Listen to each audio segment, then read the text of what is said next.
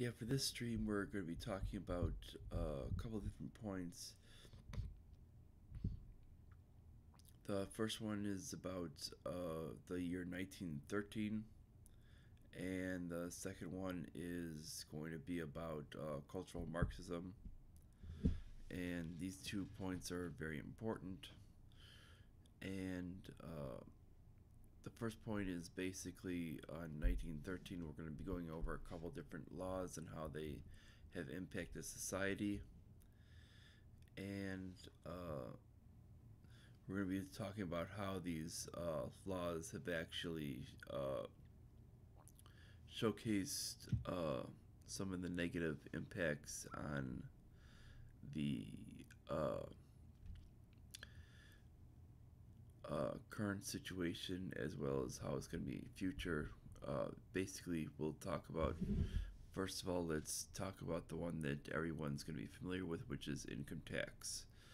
And income tax, with it previous to this point, when it had ever been implemented for any taxation, it had basically referred to on the constitutional level and only being able to be taken from business for profit. It had never been referring to labor, uh, taking from any negotiations for laborers from the actual company.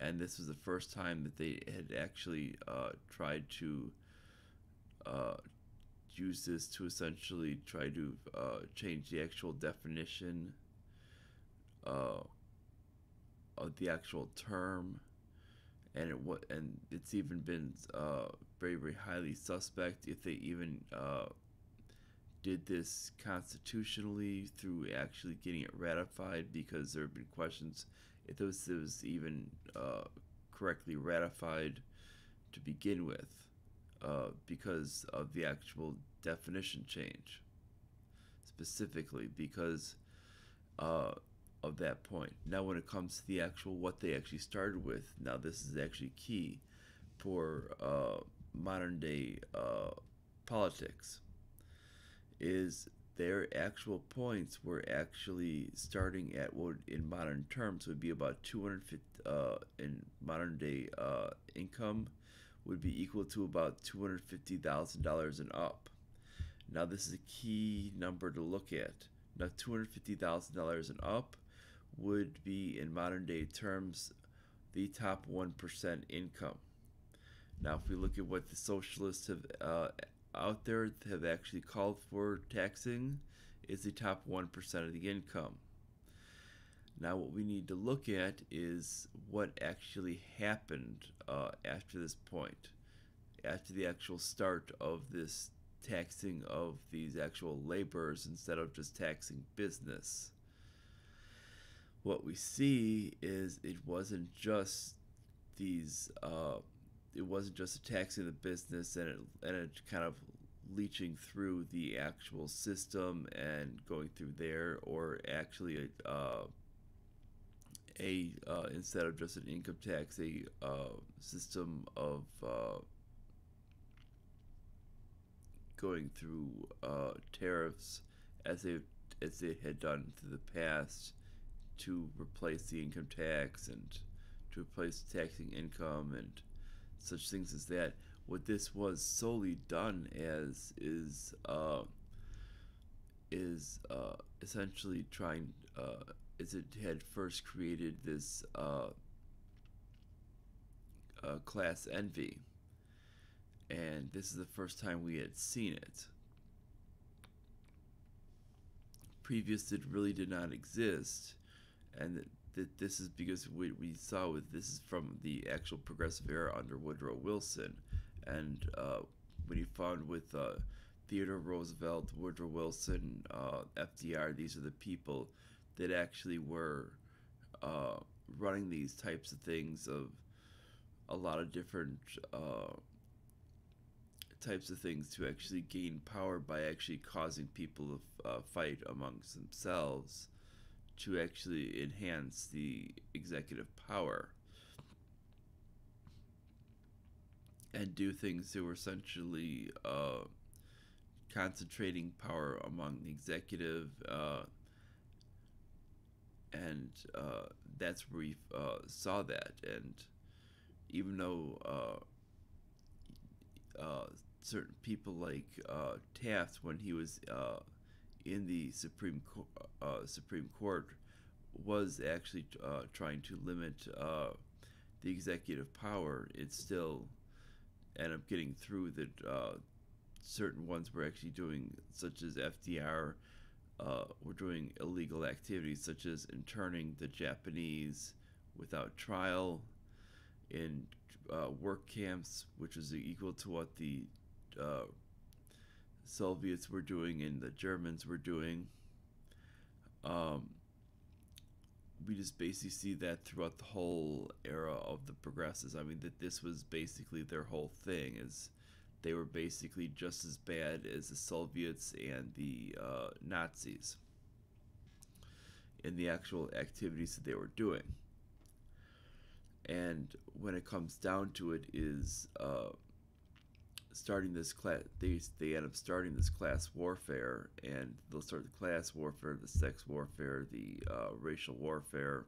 It was the whole thing because they were essentially backed by, just like the Democrats, because essentially they were essentially kind of an offshoot of the Democrats, is they were backed by the KKK as well, which is what kind of bankrolled them into power as well. So this is why you saw them do the same exact tactics as the Democrats did to get into power. And what we see with it is they would do a lot of these same tactics. That's why when we see with the income tax, we see that it started out as that 1%. So they'll promise when it comes to current day, you'll see a lot of promises from them as, oh, we're only gonna tax the 1% or top 0.1%. Well, we see what happens now is when we have these employment taxes, which are also additional taxes, which represent about 15% of taxation on top of anything else you have to pay in income tax. Now, you might have returns on that, which will help eliminate that. But when it comes down to income tax with it, there's a lot of other people still have to pay overall in the year.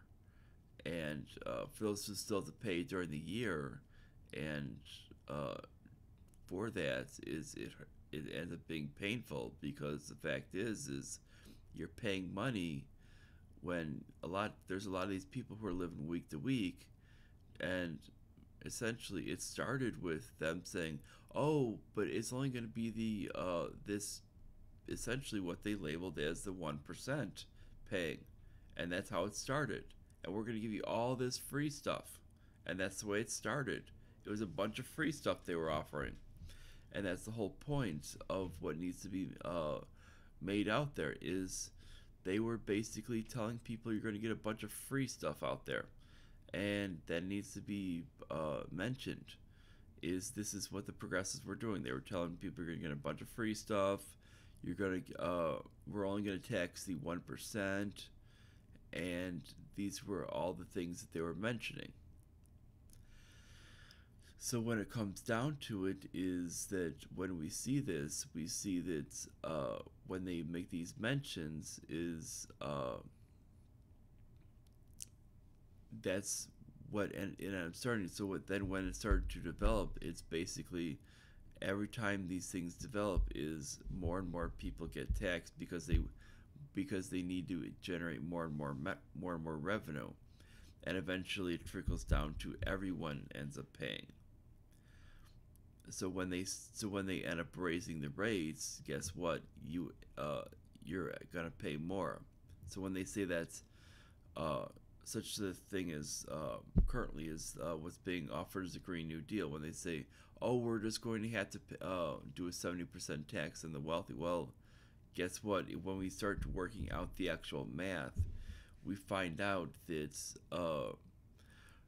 basically everybody's going to have their taxes tripled to actually pay for this. Minimum.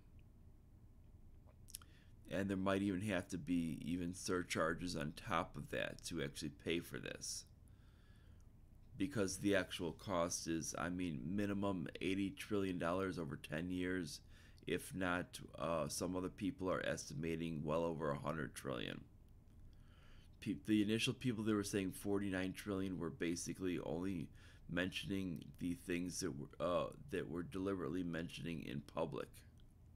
And in the first couple of days, when we actually start looking at the documents that were released, we actually see the actual costs, such as the building upgrades, such as the high-speed rail for the whole country, such as pushing for electric cars. There would be more subsidies for that, such as the money for people who don't want to work. That's the UBI. She doesn't mention any type of exchange with the ability with welfare, so she's basically not exchanging that. She's just adding on top of that.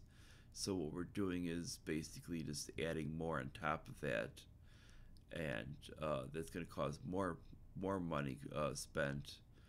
And then she's basically making other statements of all this stuff on energy exchanges out with eliminating all these other things, and then guaranteeing government jobs, guaranteeing all these other government programs, government jobs, guaranteeing benefits, guaranteeing such things as the time off, and guaranteeing this certain level of wages, and guaranteeing what they're claiming is a living wage, guaranteeing universal health care, and when you start adding all of this stuff up, it's well over. If they basically do it as efficient as possible and as cheap as possible, with basically allowing them to do it with minimal applications. We're talking minimum within the 80s for trillions of dollars, but we could be talking from 100 to 100. Most likely, realistically, we're talking 100 to 120 trillion dollars in 10 years. That's not affordable. That means we're talking for money between adding a minimum of at least we're talking what's that, $7 to $9 trillion a year in debt. We can't afford that. And she's saying, oh, but we can go to modern monetary theory. Now, modern monetary theory would essentially does not include any type of ability to trade with any other nations, because they're not going to trade with you when your money is just being printed out of basically at rapid rates. So rapid rates is not even funny, and it ignores all ideas of inflation. Now this is key because you can't do that because it ignores any type of realistic ideas of any type of things. Even the Keynesian idea, which is completely irrational, considers the modern monetary theory irrational, which should show you how far off base the modern monetary theory is. It's not even considered even anywhere close to being even within the normal range of what would be a sound monetary theory. Even the unsound ones are even calling it crazy. And you have to understand that the Keynesian theory is what the original New Deal was based off of, and that was essentially completely crazy to begin with, because it totally negated any type of sound monetary policy to say that the only thing that's important is low unemployment and basically the GDP numbers, and that's irrational because those don't even matter. The actual thing, because you could essentially, and then focusing on some magic number of inflation. There is no magic number of inflation, because all inflation is bad, because all you're doing is you're bumping up your currency, uh, and basically reducing its purchasing power, and that's all you're doing. And you're manipulating this price with it based on certain things to actually get these certain outcomes, which are not natural, and you're not expecting any negative consequences. And what needs to happen is you need to basically back it by you need to have some type of system based on gold and silver, which allows the actual people to determine the outcome of the market, because that's the only valid way you can actually create a system that's sound. Because people cannot, because when you have an artificial influenced economy, it's only going to be disaster. And it's always been proved when you have centrally planned economies that that's exactly what happens every single time. It doesn't matter if we're talking these pseudo-capitalist uh, uh, systems, such as under the Keynesian system, or these socialist systems, uh, or communist systems. They always fail, and it there's they never last, because the fact is you can't create a system like that where you're telling people uh, when to buy, what to buy. It doesn't last, because it creates bubbles all the time. Now, when we get back to the idea of this taxation, is on the income tax, we see that basically is the original purpose was actually the original statement was oh, it's just going to be on the 1%. People like the Rockefellers and the Morgans and the who else, the Carnegies. Those are the ones that are going to be paying the income tax. Turns out that's not the case. Turns out when we get now, it's the average Joe down the street that's paying these rates, and the initial rates were only at like 3%. Meanwhile, the rates now are pretty much a minimum 10%, and that's the whole thing with it. I mean, we're talking it's 3 1/3 times the actual original rates, and yes, they're not at the highest. Our peaks are not at the highest rates they've ever been, but if we were to do that, our economy would collapse, because we could not compete with any other nation on earth. Because when it comes down to taxation, it's a global economy we're talking about, and you need to compete with other nations, and people will leave if if there's taxation that's so high that it makes it unbearable. And if you're basically going to tax companies, and you're going to tax companies and these uh, rich people so high that that are actually developing these businesses at such a rate that you're going to basically cause to pay for this free garbage that's really nobody asked for, except for basically some people that are basically asking for free stuff they can't afford. Then basically is your end result is going to basically be a system to where nobody can actually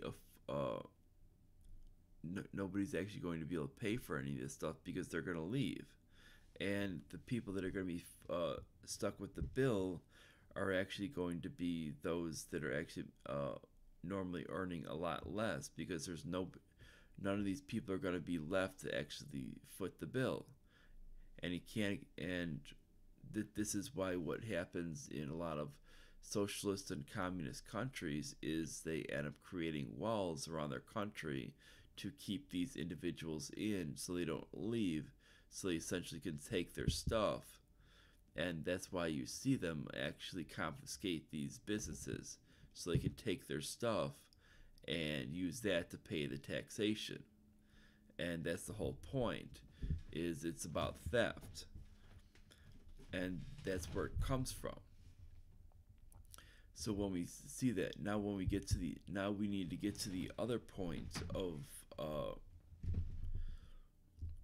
this discussion, which is of that part of the discussion, kind of like point B on the 1913 discussion, which is the fact that when it comes down to it, is that we have the Federal Reserve that was created. Now, the Federal Reserve is another major issue, and people people automatically assume the Federal Reserve, oh, it protects my money. Well, it doesn't, because the fact is if they keep losing the purchasing power of your money, you're not actually keeping it protected. And the fact is everybody knows it's never going to hit zero. There is no feasible way that the actual money is going to hit zero, and everyone knows this. So what they're actually doing is the actual whole point of they're protecting money is actually a big myth. What's actually happening is that they're essentially just leeching out the money to a lot of corporate investment banks to actually essentially take it through a back door, which is essentially inflation. Inflation is essentially a way for them to rob you, to take your purchasing power and give it to someone else in the financial industry. When they inflate that money and they start printing more, that money goes to someone else. Through that purchasing power goes to someone else. Well, that's essentially your money going to someone else. And when you do that, you're essentially losing money and losing wealth. And when we're talking about inequality, well, there is no greater inequality that's happened over the last 100 and almost 6 years than we've seen than the Federal Reserve System. And if we look at it, that's what's caused it. It's not any of these other things. People can clamor about them. Oh, we need higher minimum wage. Well, as the minimum wage keeps going up, that's causing more inflation. That inflation is basically just, you're telling them basically, here, take my money. I don't want this. I don't want more purchasing power. And that's all you're doing. You're essentially feeding into the system. You're making your situation worse. When you tell them you want a higher minimum wage, that's all you're doing. You're just making the situation 10 times worse when you do that, because you don't understand how these situations work. You're essentially, and when you do this, you're completely going backwards. you're essentially, if you notice, every time you raise the minimum wage, things get worse. Well, that's why. And the reason why is because you're essentially, the money's going backwards. And when you do that, is you're just giving them more and more openings for that. Now, what needs to happen is we need to realize that when we do this, is we need to actually realize that this system is essentially was created and lobbied by the corporate banks themselves. They weren't going to create a system that was going to be negative to themselves.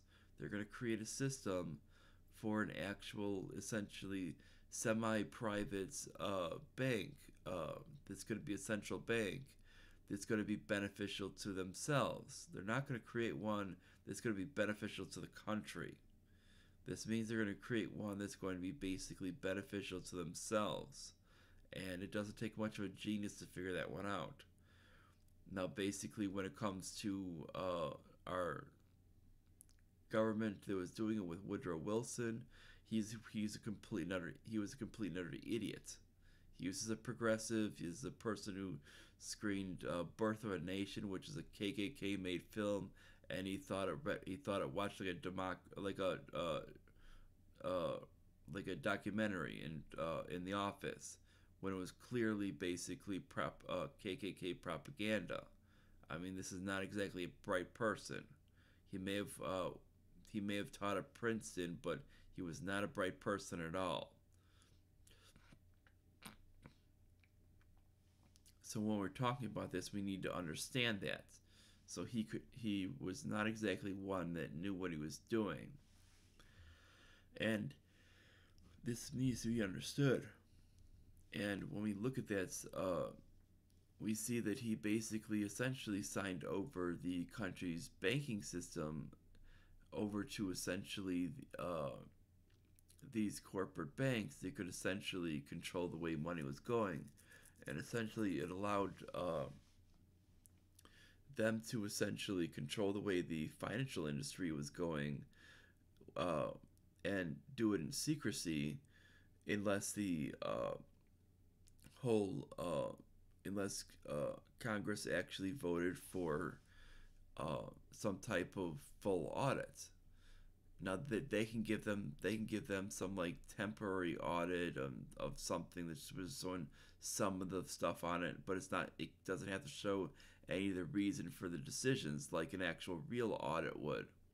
Now, to get that, they would actually have to vote that in Congress and sign it into law. But the fact is what ends up happening is when they try that, is the Federal Reserve, what they will do is they will actually go through and actually lobby against that, and you get a bunch of congressmen, and then the president will actually lobby against that, because they're going to state that, oh, if you do that, that'll actually that causes against the independence of the Federal Reserve, or will raise rates, or they'll do things against the country or stuff, and they usually threaten stuff against the United States. And this is usually what they end up doing, is they usually threaten retribution for actually Congress's normal action of what they should be doing. They should be getting a full audit from them just as much as from every department every year. This is the way things should be going. That's how you get an actual accurate depiction of everything. And it doesn't matter if they say, oh, but this is classified. There's no, this is classified. No, that doesn't fly. This is basically, that's how you actually create an accurate depiction of what's going on, and how you actually make better decisions year to year, is you need an accurate audit, an accurate full audit. And it doesn't matter if you say, oh, but these are classified documents. No, that doesn't fly. You need to get an accurate depiction, and these need to go through. And it doesn't matter what department it is. And for them to do that is they need to actually vote these things through. And that's where we see with the Federal Reserve, they end up blocking that. What that does is they end up trying to coerce Congress not to vote positively. Now it's passed a couple of times through, but the last time it passed was under President Obama, and President Obama vetoed it. Now this was done deliberately because Obama did not want it to pass through, because it would have actually shown what was going on, and it would have and that would have been negative for the actual Federal Reserve, and could have potentially led to the actual abolition of the Federal Reserve in the future, which would have been essentially the creation of either A, a gold standard, or B, the actual creation of the actual gold or silver, like either A, a gold standard or silver standard, or B, either gold or silver as an actual currency, as it should be. Because when we look at the Constitution, we see that it doesn't say anything about Congress having the power to paper money or to print money. It says Congress has the authority to coin money, and the coin is a very, very specific term. This is actually a very, very specific term, and it's deliberately stated. It's not an ambiguous term. It actually means something specific, that it must be done in an actual metal form, and it does not state anything about a paper form, and it doesn't mean anything ambiguous with that. It can't be interpreted any other way, and that's something specific, and that's actually something that's being violated in the Constitution itself. And that's where we see with the Federal Reserve what they're doing. Now, what we see with the and that would essentially, if we went to that to devise our system, you'll see that it'll actually be a lot more sound, and we'll actually have stuff that'll be backed by the by something that's legitimate, and the actual consumers will actually control the actual price of the currency itself through voluntary exchange, not some arbitrary third party that's essentially going to try to intervene to create these alternative situations. Now, when it comes down to interest and stuff with it, those are going to be determined by the market itself. Whatever the market derives is going to be what the interest rates are, and those are going to just be natural and not artificially created. So you're not going to be having these problems that occur from interest rates being too low, interest rates being too high, and they're just going to be naturally created, and that's a huge benefit. So you don't have this boom bust cycle that's associated with artificial creation of these different things, and you find a much more natural business cycle that ends up happening, which is beneficial to both the consumer and the business itself. So the business can react a lot more naturally, and they can get a better feel for how their actual finance development and growth is actually happening. And then from the actual aspect of the consumer can get a better feel for how things are going in the economy, and not have to worry of what's going on, and really not have to follow the economy as much as they would normally, because the consumer really shouldn't have to keep as close of an eye on the economy if it was running naturally than if it was being artificially handled. If it's artificially handled, then they have to really keep an eye on the economy and actually know something about it, which is horrible, and it's not fair to them, because we shouldn't have to have a case to where every adult needs to know a great deal about the economy because of that, and needs to know how sound money works.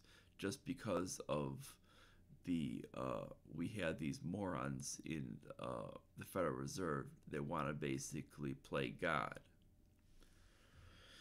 Now, when we get to the last part, is we're going to be going into the idea of cultural Marxism. This is basically a topic. Basically, is pretty much referred to also as political correctness. Now, this has basically gone, I think, even worse in recent years, because the fact is we've gotten to the point to where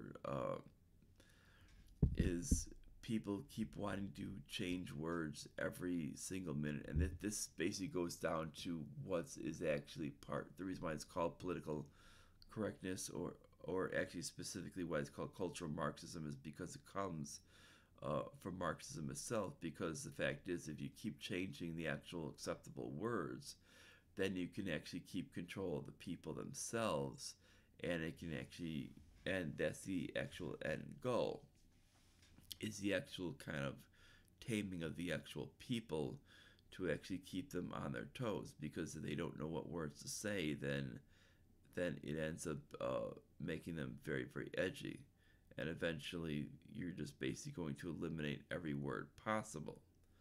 That's why we end up seeing this.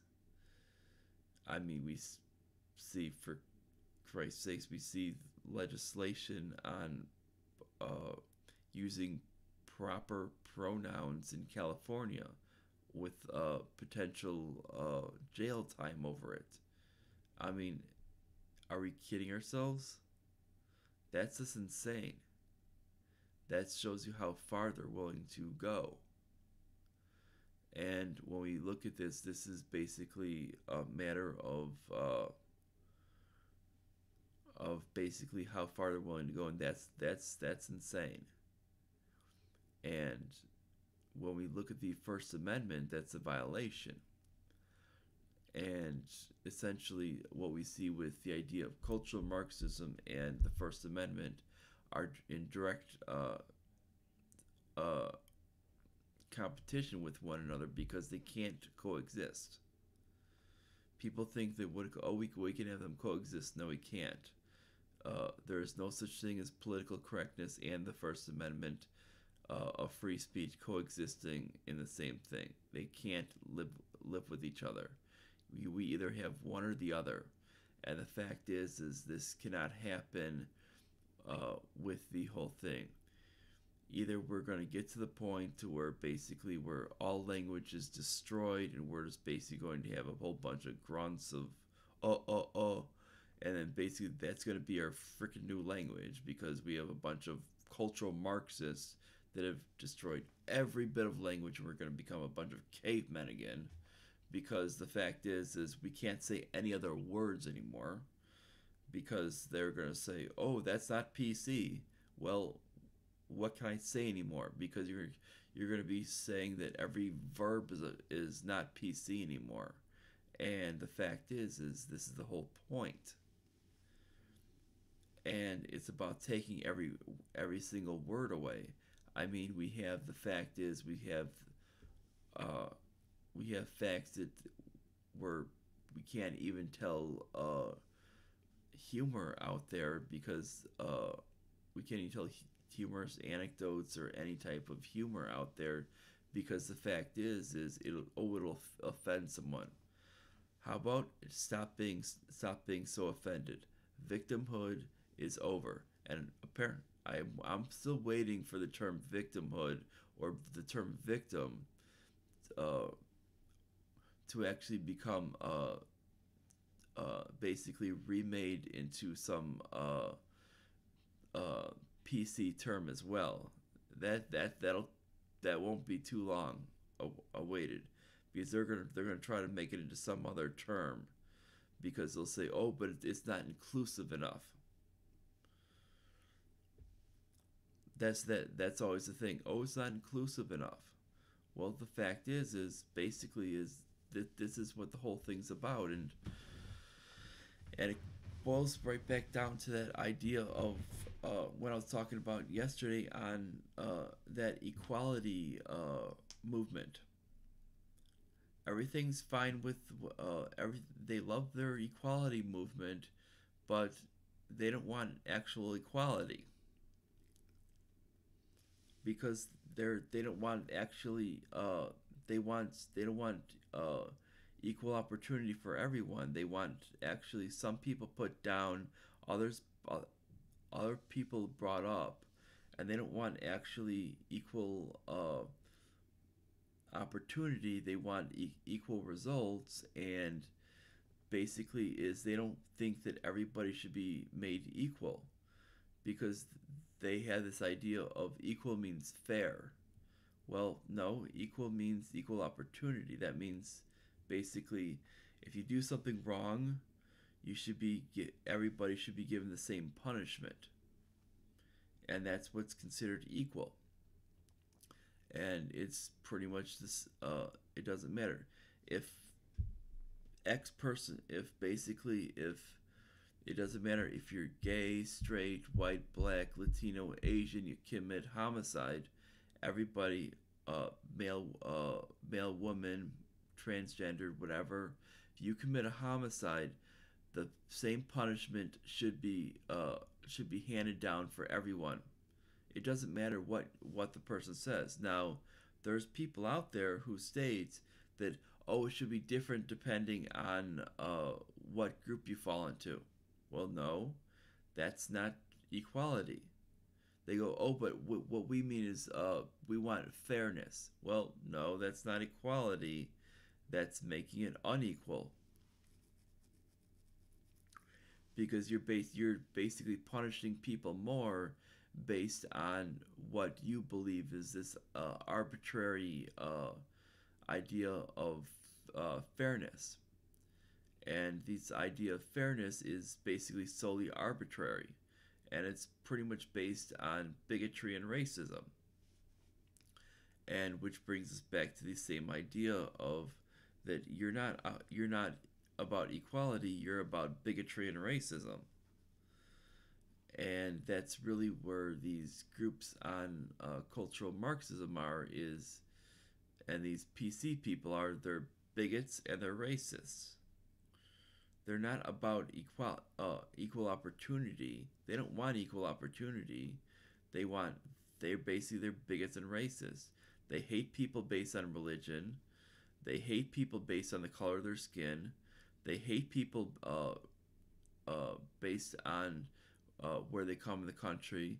They believe certain people are incapable of certain activities based on the color of their skin, what economic opportunities they had, um, where they come in the country, um, and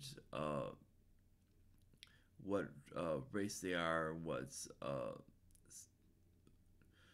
ethnicity they are, and all these other factors, and they hate those people, or they feel that they're inferior. So basically, they say, "Oh, we want equality," and they use it on their massive equality. No, you're not for equality.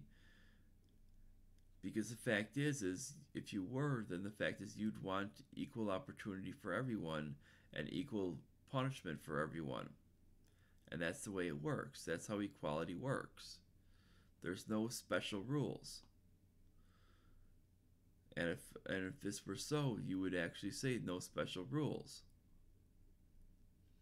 And this is why we have a thing called the Constitution. We have it, so we have no special rules. And the greatest no special rules thing is the actual idea of currency.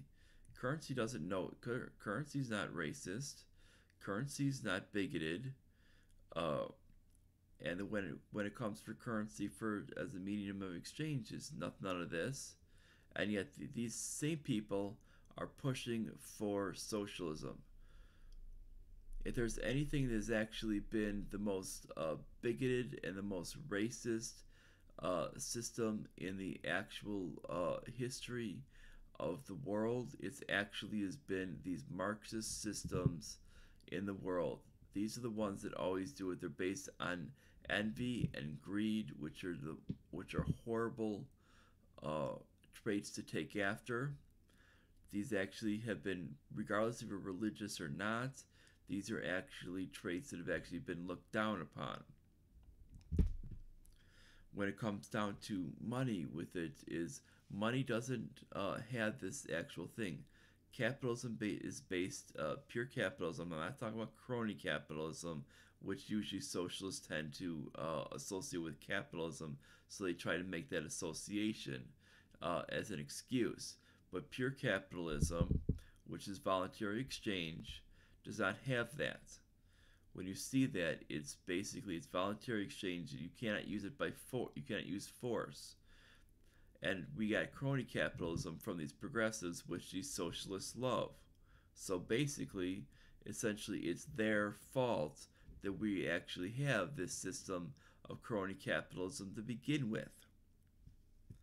So if it wasn't for them to begin with, we wouldn't have this crony capitalist system. And they're actually 100% to blame. And when we look at that, they need to actually take their actual thing and look in the actual mirror and say, I'm to blame, I'm the actual problem, that we actually do not have pure capitalism, that we can actually have actual equality of opportunity because of me. And that's because of that, because they're actually the ones asking for free stuff that doesn't belong to them, and that's theft. And the fact is because they were asking for theft, that's why we had that in the first place. And asking for more theft is even worse. You're actually continuing the actual problem. Instead, why not actually look for something that's not theft and actually end this actual problem?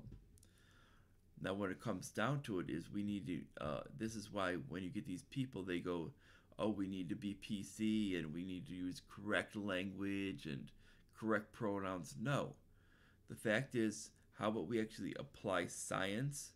I'm sorry, but science actually wins here. We apply science to things. We actually look at actual real situations for problems, and we stop actually coddling people, and start realizing that we need actual real solutions. Sorry, but with the transgender thing, I'm sorry, but this is probably going to get me into a lot of trouble. But when it comes down to it, is when a group has a 40% suicide rate, I'm sorry, but they're not an actual gender group. That's a mental illness. This is why they formally listed it as a mental illness through the American Psychiatric Association, until they actually basically got threatened by a lot of these LGBT groups with it, because those LGBT groups look for money. They're actually political organizations. These organizations felt that they could actually get money out of these people, and felt, hey, we don't care that it's actually a sickness and that these people actually need help. We don't care about them. It's the same thing if someone actually has the broken leg. See, I myself have OCD with it. I don't consider that a gender identity. If I did with it, I would actually need some help. The fact is, with it is, and I go to a psychiatrist for that.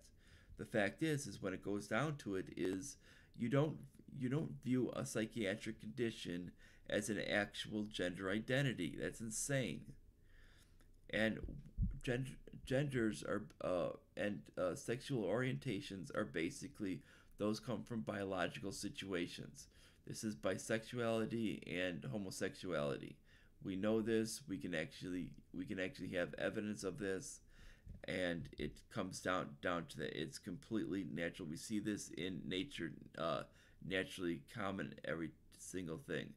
When it comes down to hermaphrodites, or if you want to call them intersex, whatever you want to call them, those are actual natural things. We see them in nature all the time. Transgender, we don't see them in nature. This should give us a major key, that because we don't see this in nature. because we do not see this in nature. This means that this is some type of anomaly that is something psychological. Because this is something psychological, there is no such thing as a man in a woman's body or a woman in a man's body or anything such as that. That means there's something wrong there. And this is something where we find these problems. Now, I'm not saying I hate these people or any type of things like that. Far from it. I do feel sorry for these people that they have to go through this stuff like any other mental illness. Mental illness is a horrible, horrible thing for anyone that has to go through it. And I do not want anybody, and I wish nobody had to go through any of it. And that's the whole point.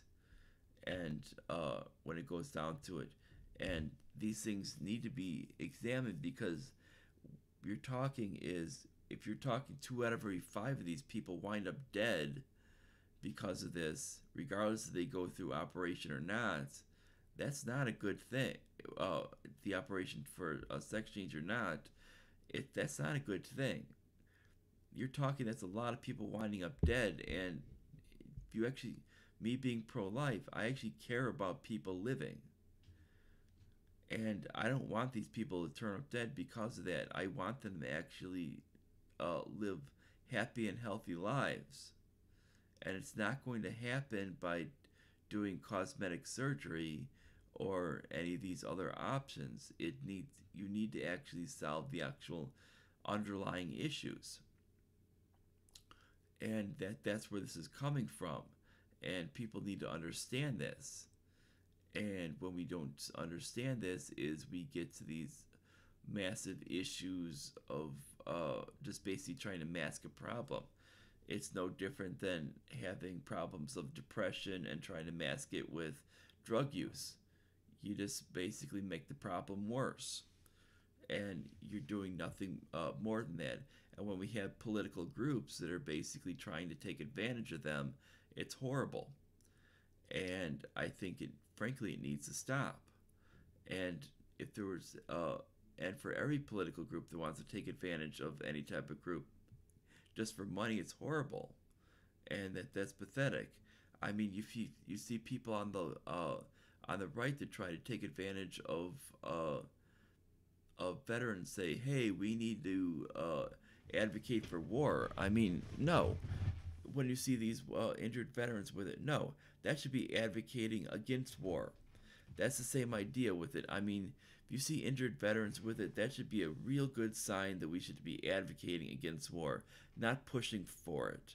The fact is when the right starts, these neocons start using these injured veterans just to advocate for war and try to use this little patriotic type of garbage, which is not even patriotism to begin with, and they start using this to advocate for more war, it's a bunch of garbage. And it's the same type of thing. When you start using people for political money, it's just complete and utter horse crap. And frankly, I've had it when these groups do this, and it's complete and utter garbage. Treat people as actual human beings and treat them with actual dignity, for Christ's sakes. I mean, when it comes down to this, I mean, we're talking that's with that whole issue of that, it just because we have these whole problems, we need to actually handle them with actually thinking about them with scientific solutions and actually looking at legitimate solutions and covering them up and actually looking for and actually just basically trying to take advantage of these people is stupid. Saying that, oh, we need this PC solution. Well, no.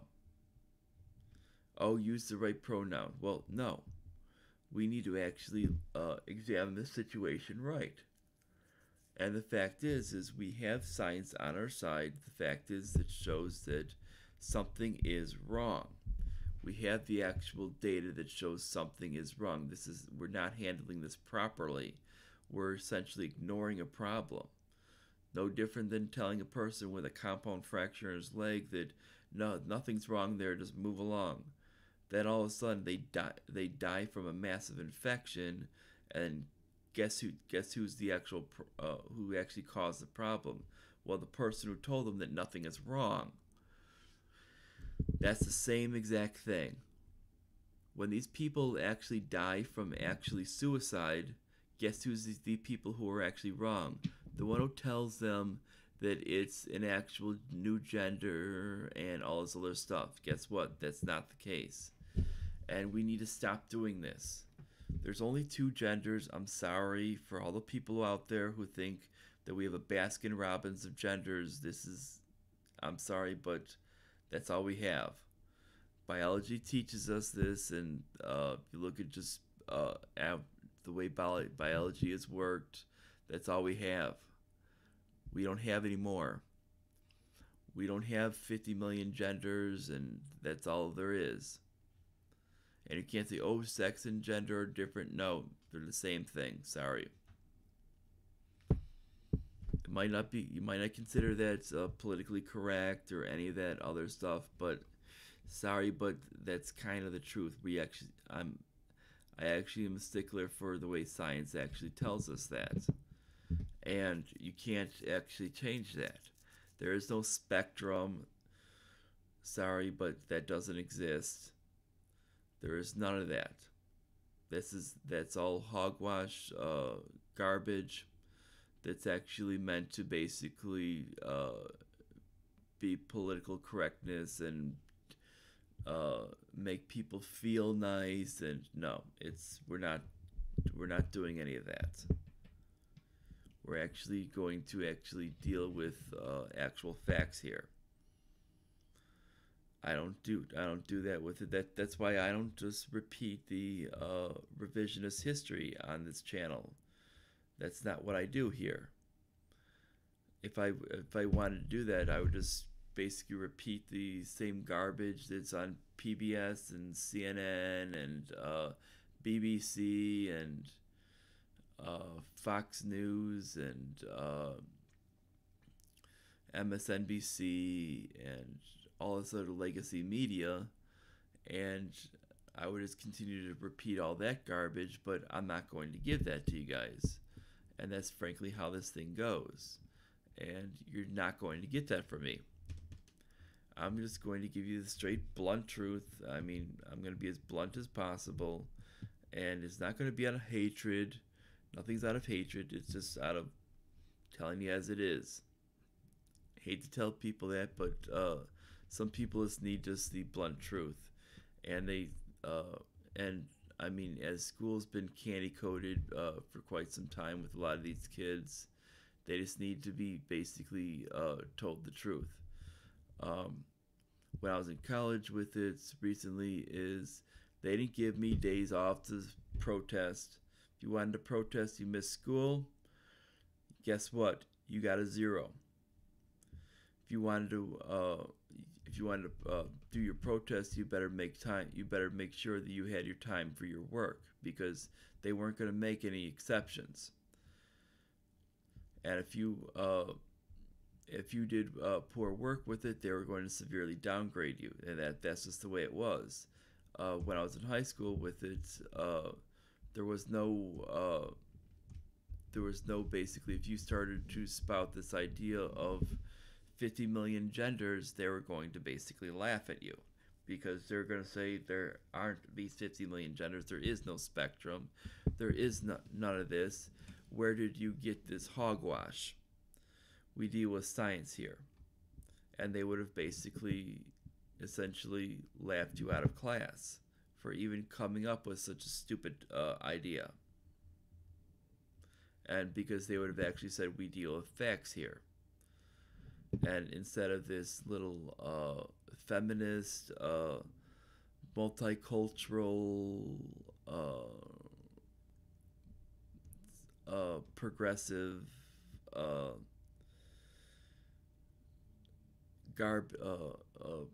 politically correct garbage that is being taught, equality garbage that is basically being taught in schools today, which is this whole garbage.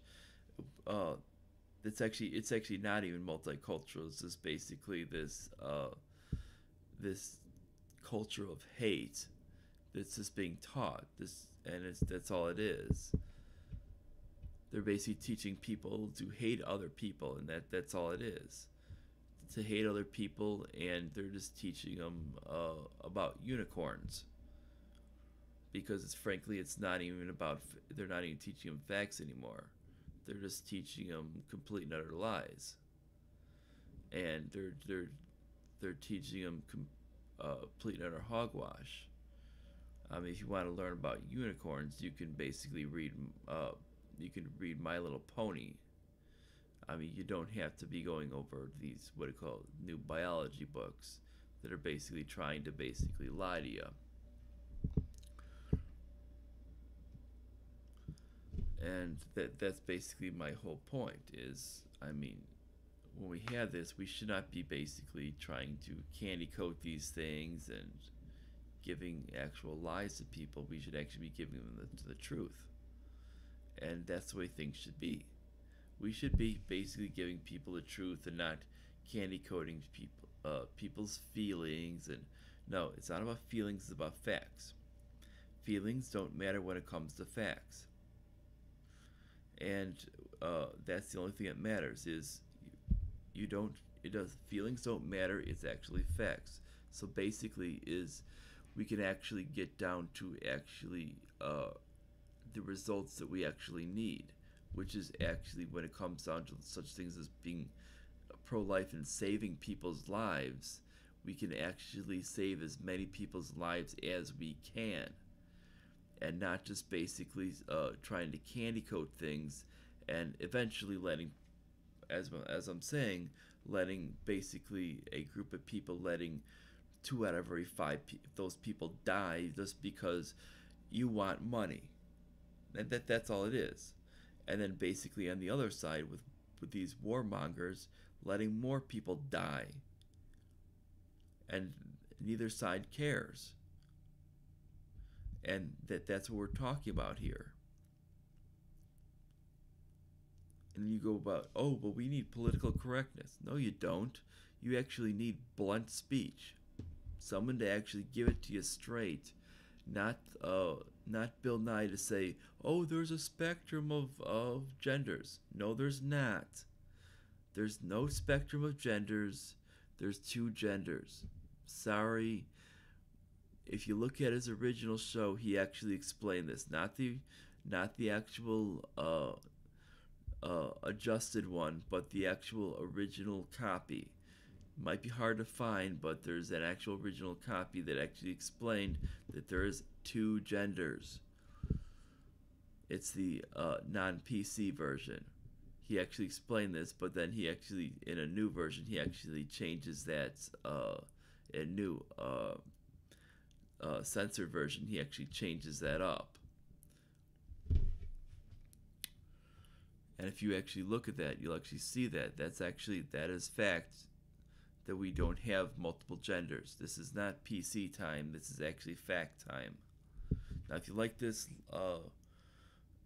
like, subscribe, click notification bell, share this live stream when it goes up, all the way on social media. I'll probably share this one onto Twitter and Facebook. And I will see you guys later today. I think today's one is on the Declaration of Independence. And that's about it. Bye, everyone.